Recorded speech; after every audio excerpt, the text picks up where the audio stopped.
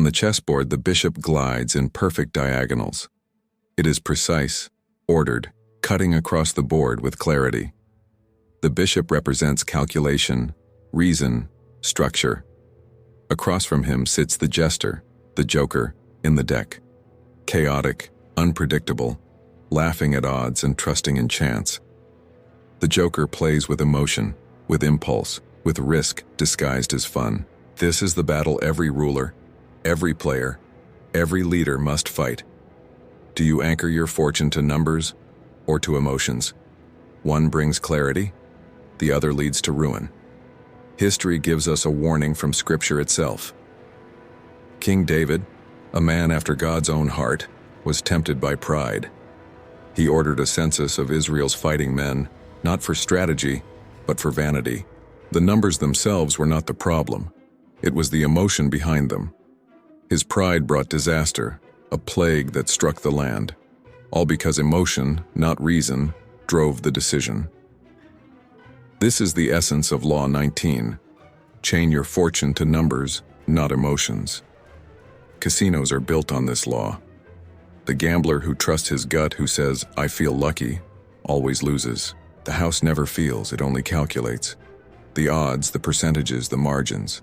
The house wins because the house is the bishop, never the jester. In chess, the bishop moves with discipline. It does not chase impulsively. It does not leap recklessly.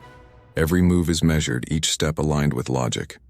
But the jester, the joker, mocks discipline, thrives on chaos, and tricks the emotional player into ruin.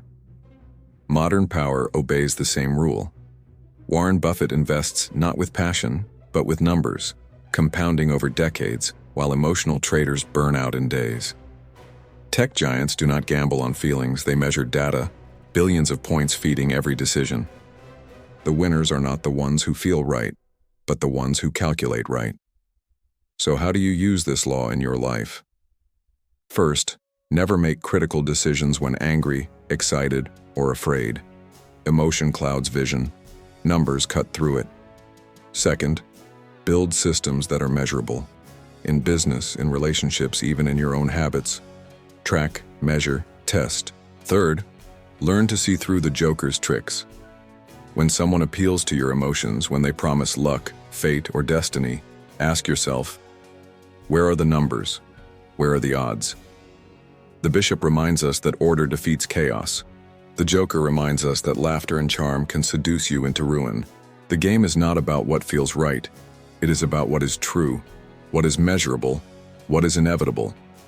On the surface, the joker looks like chaos, a wild card, unpredictable, even foolish.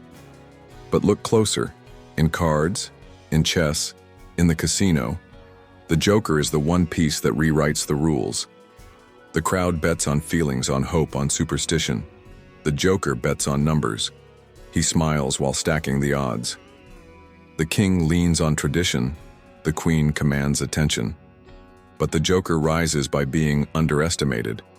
His real power is not charm, not emotion. It's calculation hidden behind laughter. Power belongs to the one who chains his fortune to numbers, not emotions. Roulette spins on math, not faith. Fortunes are built on percentages, not feelings. Consider the story of a young shepherd boy standing before a giant. The crowd saw certain defeat, a fool's errand. But this boy, this David, he didn't pray for luck. He calculated. The angle of the sling, the weight of the stone, the weak point in Goliath's armor. One strike, perfectly placed, and the giant fell. From that day, the fool became the voice the king could never ignore. In our modern world, the principle holds true. Casinos don't leave their fortunes to chance. They engineer every aspect, from the layout of machines to the timing of free drinks, all based on precise calculations of house edge. Warren Buffett doesn't follow market hype or emotional trends. He follows the cold, hard math of compound interest and intrinsic value. Jeff Bezos didn't bet Amazon's future on short-term approval or fleeting emotions. He played a long game of probability, reinvesting profits for years while others demanded quick returns. These are the underestimated fools who became masters of the table. They understood that true power comes from chaining fortune to numbers, not to the fickle winds of emotion. In business, Strip emotion from your moves. Let data and numbers guide your decisions, not fear or overconfidence.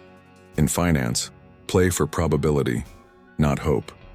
Understand the math behind your investments. Don't chase the thrill of a hot tip. In relationships, wear the mask of the Joker if you must, but always keep the bishop's calculations close to your heart. The Joker's rise is not about luck. It's about seeing the numbers behind the chaos, the patterns in the noise. It's about being the one who laughs last because you've done the math while others relied on wishful thinking. Chain your fortune to numbers, not emotions. This is the path to true power, to lasting success. The Joker may seem to play by different rules, but in reality, he's the one who understands the rules better than anyone else. Be the Joker who rises, not by chance, but by calculation.